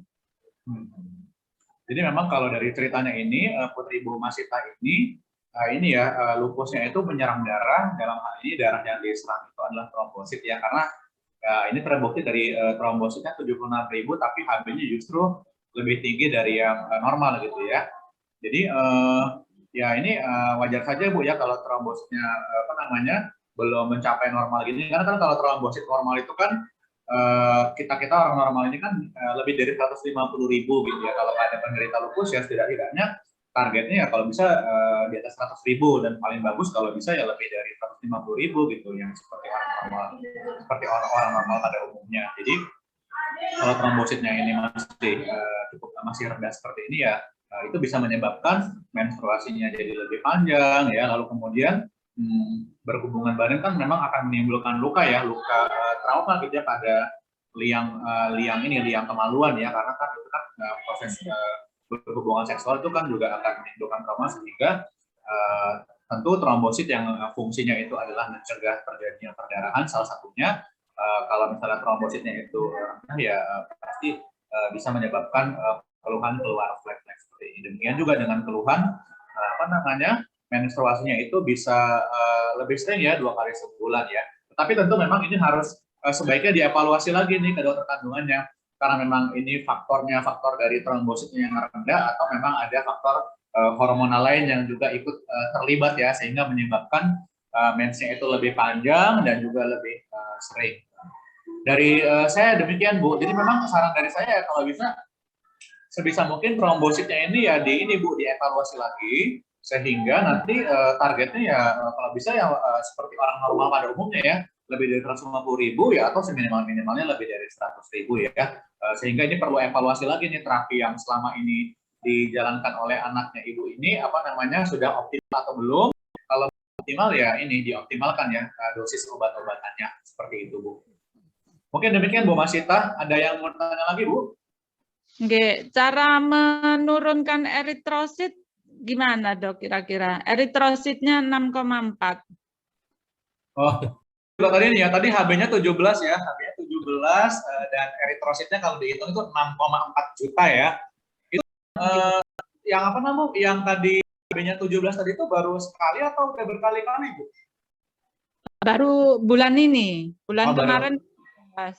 Ya, kita kan kalau HB-nya kalau wanita itu kalau nggak salah di atas 16 ya, itu kan disebut sebagai polisitemia ya. Itu juga polisitemianya nanti dievaluasi dulu nih, dia menetap atau cuma satu waktu aja gitu ya. Jadi kalau misalnya masih satu waktu ya itu mungkin bisa lebih tenang sedikit gitu ya. Kita koreksi hal-hal yang bisa dikoreksi ya. Misalnya orang yang lagi dehidrasi, kurang minum juga HB-nya bisa meningkat ya. Lalu kemudian lagi kondisi ada peradangan ya, lagi ada penyakit juga masih bisa meningkat ya. Lalu kemudian berbagai faktor lainnya. Jadi nanti makanya ya ini ini dulu Bu, nanti kalau bisa diperiksa lagi ya, mungkin jarak-jarak berapa minggu gitu ya, nanti untuk melihat nih ada menetap seperti itu atau dia berubah gitu ya, dengan tetap mempertahankan pola hidup yang sehat dengan minum air yang cukup ya, terapinya tetap tetap dijalankan terapi lupusnya, sehingga penyakit lupusnya juga sebagai salah satu bentuk penyakit peradangan itu juga terkontrol ya. Mungkin dari saya sekian. Dari Dr. Faisal mungkin ada yang ingin ditambahkan Dok? Oke, baik. Jadi mungkin tambah sedikit.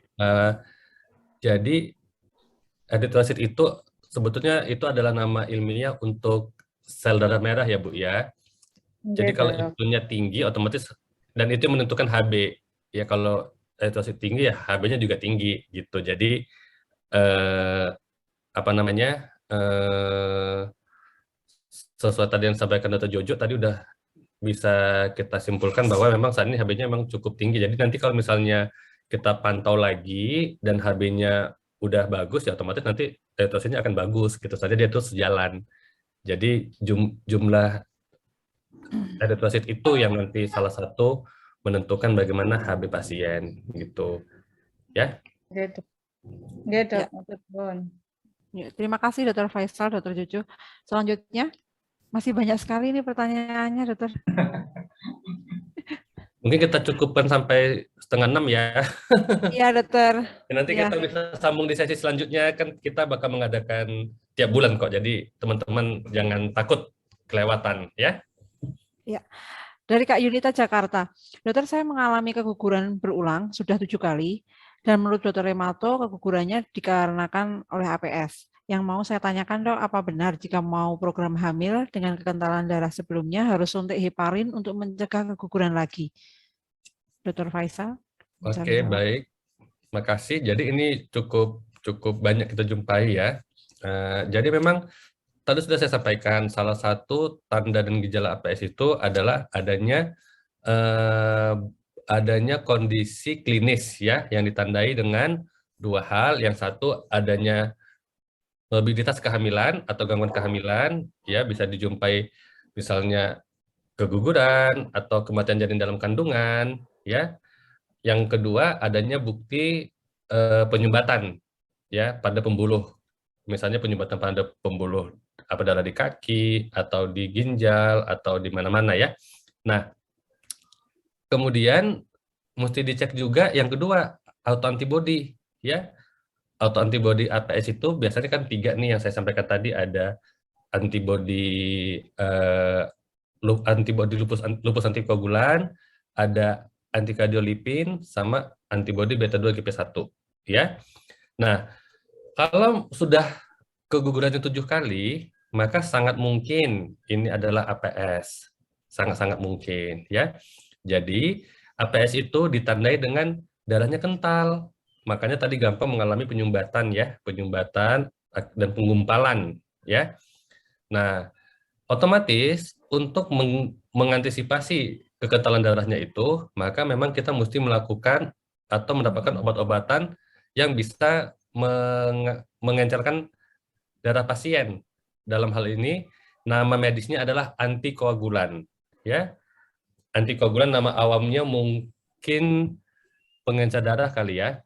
Nah, pilihannya ada banyak tuh yang bisa digunakan dan heparin adalah salah satunya. Ya, jadi itu adalah salah satu opsi yang wajib untuk dilakukan pada pasien APS yang mau hamil. Begitu ya. Jadi kesimpulannya, 1, tegakkan dulu diagnosis APS-nya. Yang kedua, jika memang sudah tegak APS, maka wajib menggunakan antikoagulan. Ya, dan heparin adalah salah satu jenis antikoagulan yang bisa dipakai pada pasien APS yang mau hamil. Begitu Mbak Yuli, mungkin bisa membantu ya. Ya, sama-sama. Dr. Jojo ada tambahan? Cukup Bu Yuli. Ya, terima kasih. 1 pertanyaan lagi, setelah itu nanti kita ke kuis ya Dokter ya, karena waktunya sudah. Ya, silakan. 1 pertanyaan lagi dari, bisa di-share Kak Alfred? 1 pertanyaan lagi. Atau ada yang mau open mic? Open mic 1, singkat, padat, jelas ya. Ada yang mau? Silahkan raise hand. Makanya ini Assalamualaikum. Yang lain dulu Kak Septi, maaf Kak Septi, yang lain dulu ya. Kak Septi kemarin sudah mendapat ini kesempatan ya. Nah, yang lain dulu ya. Mari silakan. Mungkin. Yang lain ada yang mau live? Atau enggak Kak? Oh, ini gangguannya banyak banget.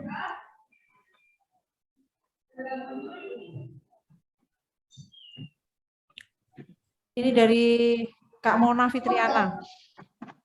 HB-nya sempat 6,5, minum penambah zat besi Vibos 3x1, naik menjadi 7,5, tapi belakangan drop lagi menjadi 7. Ferritin saya 1,25. Saya HB drop gini setelah melahirkan. Apa mesti saya suntik hipo atau bagaimana, dokter? Dokter Jojo mungkin bisa menjawab. Ya, terima kasih Mbak Yudi atas waktunya. Ini dari Mbak Mona di Lebak ya.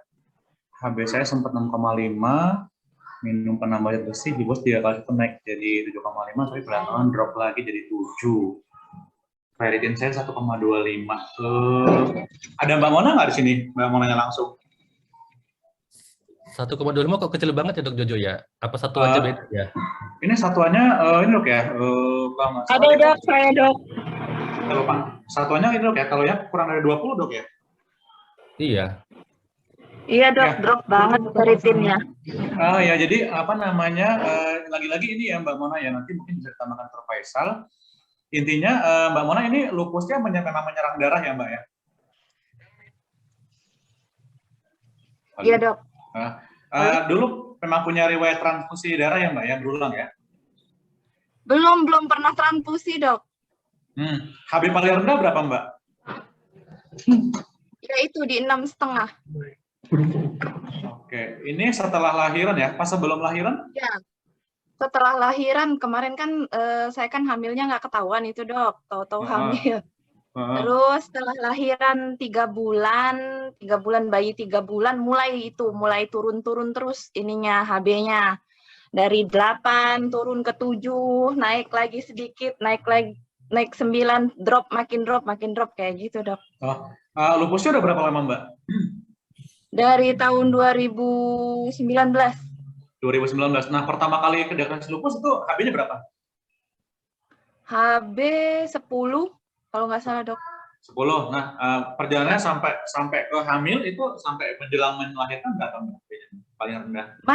Masih bagus terus Dok, itu masih bagus terus sampai setelah lahiran pun masih bagus. 10 kalau nggak salah atau 9 kayak gitu. Jadi ini ya, jadi belum ada pernyataan dari sebelum lahiran itu bahwa lupusnya menyerang darah, belum pernah ya Mbak ya?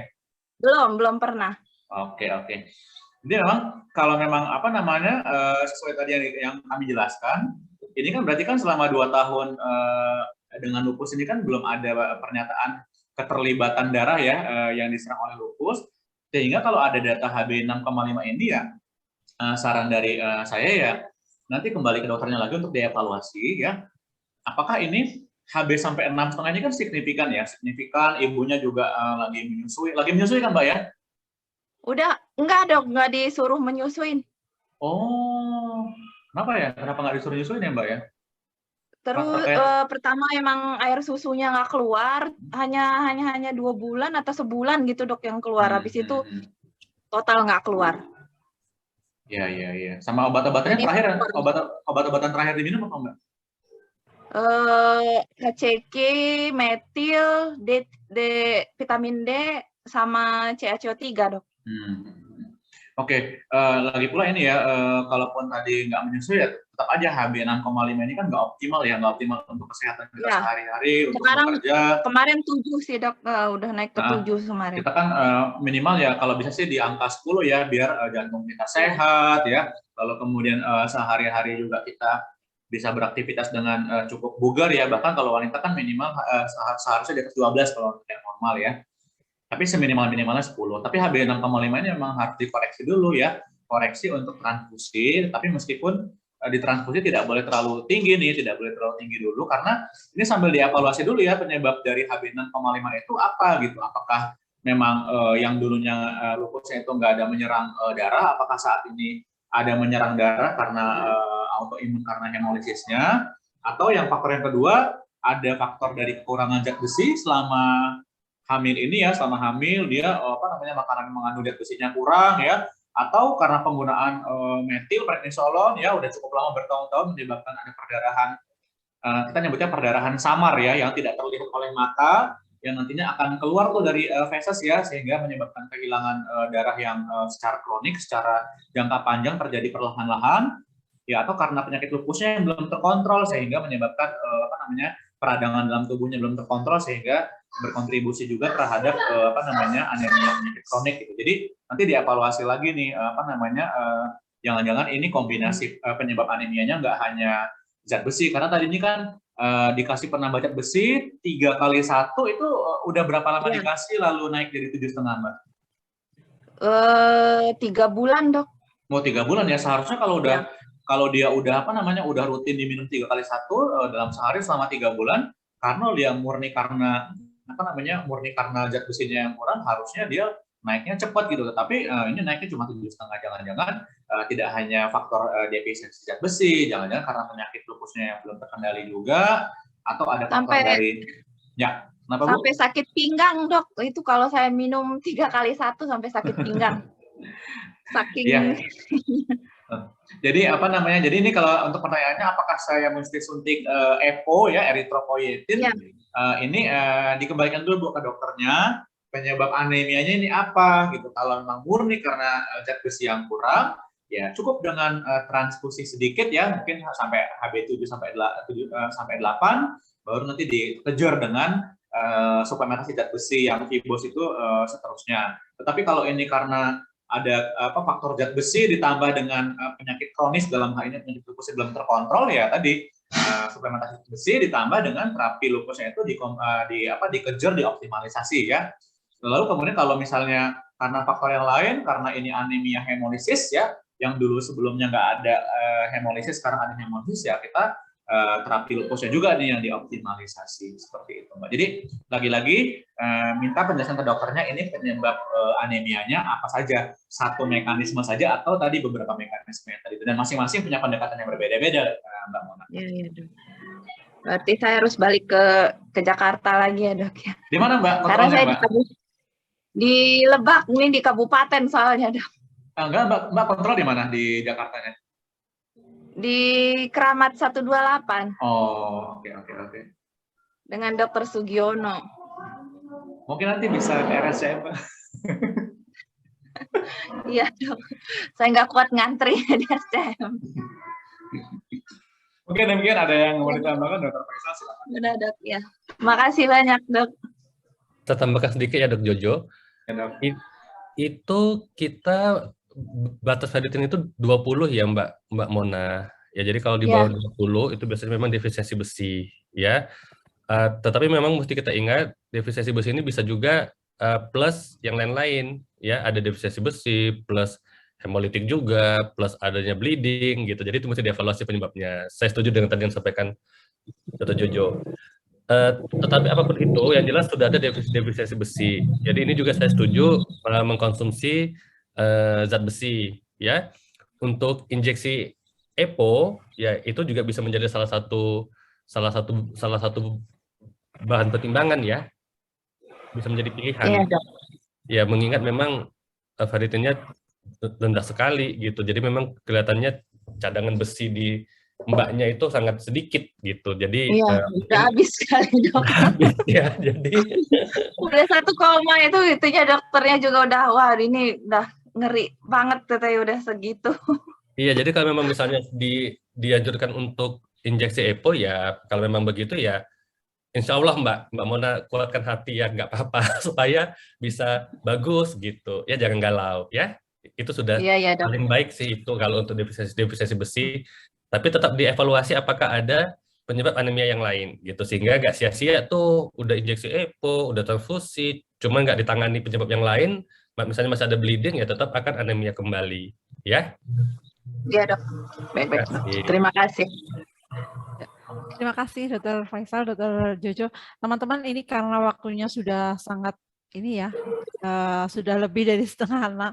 Kita foto dulu ya, silakan di open videonya, kita foto dulu sama-sama. Setelah itu baru nanti ada kuis sebentar saja. Silakan dibuka videonya, Kak Alfred, silakan bisa memimpin fotonya.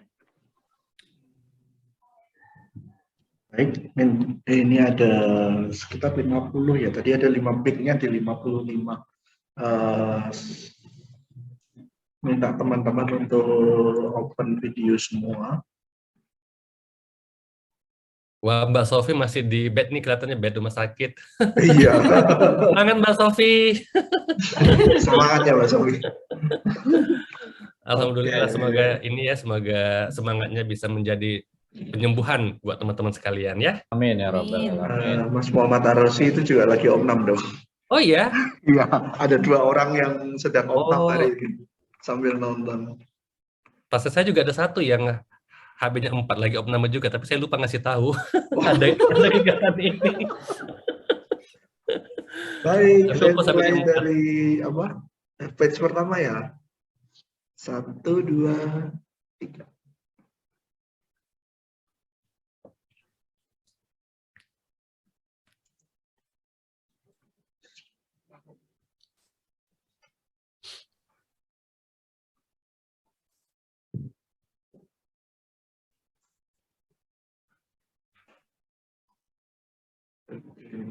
Untuk teman-teman open video semua ya.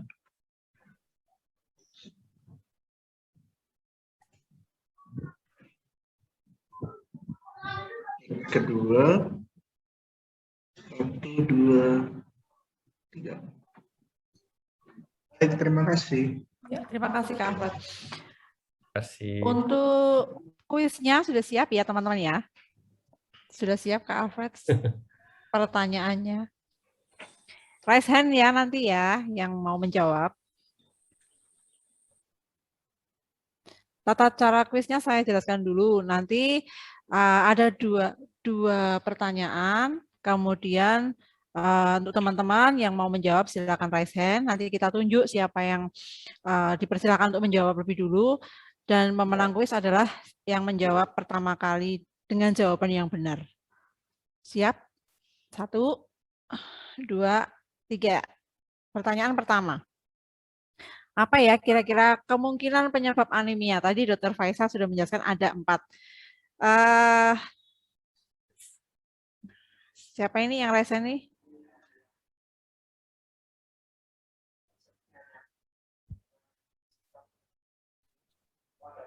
Ada 4.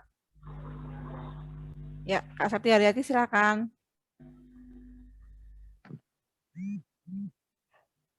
Ya, penyebab anemia itu adalah karena kekurangan asupan vitamin dan mineral seperti zat besi. Terus karena AI-nya masih aktif sehingga sel darah lebih mudah dimusnahkan oleh sel imun. Yang ketiga karena kelainan hemolitin. Yang keempat pengaruh dari obat anti nyeri seperti OIANS, anti nyeri seperti meloxicam, methylprednisolone dalam jangka waktu panjang sehingga terjadinya timbul pendarahan di saluran pencernaan. Ya, terima kasih. Dr. Faisal bagaimana? Sudah tepat atau masih kurang tepat? Untuk awam sudah boleh lah, sudah boleh. Oke, selamat ya Kak Septi ya. Nanti bisa menghubungi saya untuk hadiahnya. Yang kedua, kuis yang kedua. Ini saya lower hand dulu, dulu. Jangan nanti. Ini di-mute. Oke. Sorry.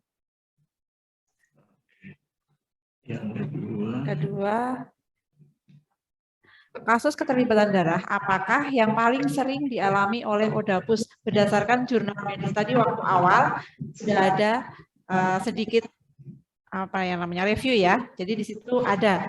Silakan buat teman-teman yang mau menjawab, silakan raise hand. 1, 2, 3. Belum ada yang raise hand. Gampang loh ini. Yang lain. Tidak. Yang lainnya. Jangan hadiah makan. Ya, ini satu lagi Kak. Siapa Kak? Oke, yang kedua Kak Ella. Ayo Kak Ella. Ayo Kak Ella. Open mic aja langsung jawab. Karena tadi kurang pertamanya kurang jelas, mungkin APS ya. Enggak jelas Kak Ella. APS.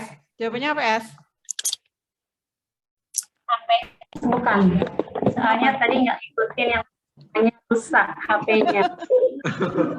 Terus mau jawab apa? APS. Dokter Cucu. Aiha bukan Aiha. Dokter Cucu bagaimana Dokter Cucu? Dokter Cucu bagaimana Dokter Cucu? Benar atau kita lanjut ke yang ini, yang apa namanya partisipan yang mau jawab yang lain? Yang lainnya dia lagi yang mau jawab. Dokter Cucu. Jadinya Dokter Cucu.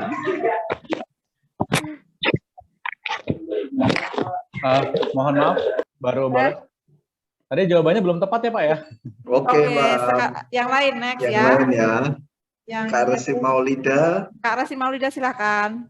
HB yang selalu rendah. HB yang selalu rendah. Ya, nama lainnya apa tuh? Hemoglobin. Ya. Yang tepat ya, Dok. Apa istilahnya? Nama penyakitnya. Anemia defisiensi besi. Bagaimana tuh Jojo? Belum tepat ya. Nih, Kak Sakia, Kak Sakia, silakan. Kak Sakia. Sakia mana? Ayo jangan pakai chat, pakai ini, raise hand. Kak Sakia. Pakai chat. Oh. Kak Sakia. Kak Sakia di raise hand aja, nggak usah di chat, langsung di live, answer live aja. Yang lain Kak Alfred. Yang lain? Oke, baiklah. Kak Rizka Faradina. Kak Rizka Faradina, silakan. Tadi hampir nyerempet, tapi belum tepat. Anemia, trombositopenia, leukopenia, dan lain-lain.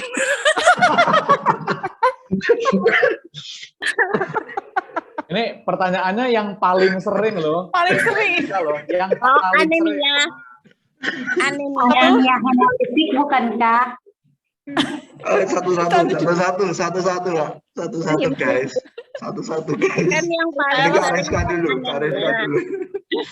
Anemia itu yang HB-nya rendah, anemia. Terus yang terkaitan trombositopenia namanya. Yang paling sering kan? Yang paling sering. Paling sering. Satu aja, sebutkan satu. Jangan disebut semua, nanti pansitopenia. Yuk, satu aja. Yuk, satu. Ya. Anemia hemolitik. Aiha. Kak Septino. Ini Kak Rizka. Ayo Kak Rizka. Anemia. Oke. Gimana Dokter? Hemolitik ya. Anemia. Ya, benar. hemolitik. Jadi anemia. Ya, itu yang paling sering ya dari. Ya, oke. Selamat untuk Kak Septi dan Kak Rizka ya. Kak Rizka ya. Nanti silahkan menghubungi saya untuk konfirmasi hadiahnya. Baik teman-teman, ini sudah memasuki tahap akhir. Ini sebenarnya masih banyak pertanyaan yang belum bisa kita jawab. Kita tawarkan ke Dr. Faisal, apakah untuk kedepannya masih pakai tema ini atau tema baru, Dokter? Ya, untuk temanya juga nggak apa-apa kali ya. Silahkan. Iya, soalnya masih banyak yang ini, Dokter. Salah jika masih banyak yang bertanya. Ya. Kita baik, kan santai ya mengikuti kebutuhan teman-teman sekalian ya. Jadi tema ini juga masih boleh untuk selanjutnya. Baik, Dok. Oh ya, baik. Teman-teman, untuk yang belum dijawab pertanyaannya, kita akan membuatkan forumnya untuk next Reotak ya, masih dengan tema keterlibatan darah pada Odapus. Untuk acara selanjutnya yang untuk tanggal awal Desember. Awal Desember, Kak Alfred, bisa ditampilkan.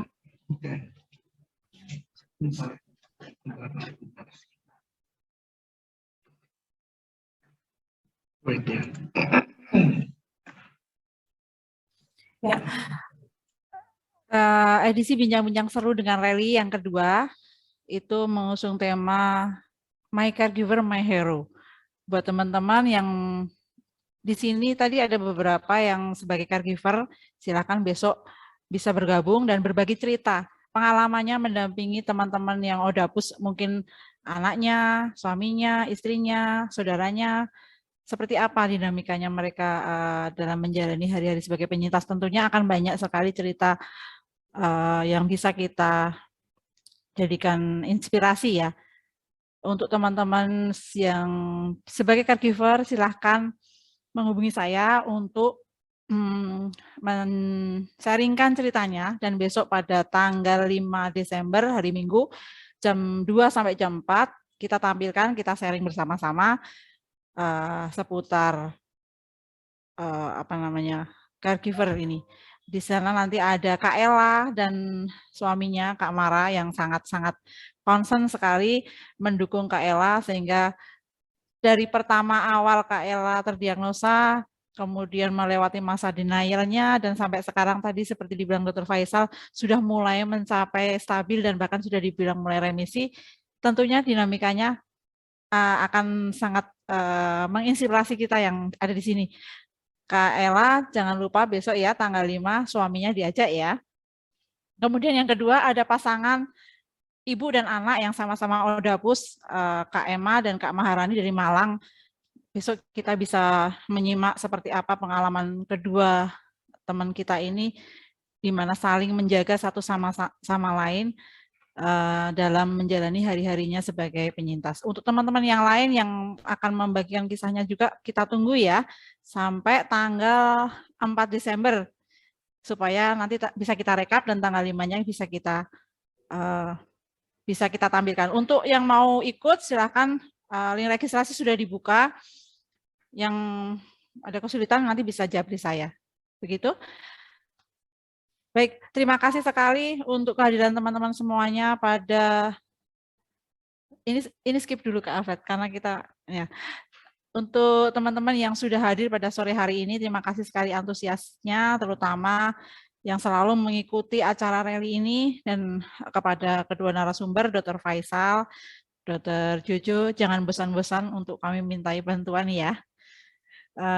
Sudah melewati saat yang sebenarnya yang sudah kita tetapkan. Saya mengucapkan terima kasih atas nama rally, dan semoga kita bisa bertemu lagi di kesempatan yang akan datang. Terima kasih Dr. Faisal, Dr. Jojo, terima kasih teman-teman.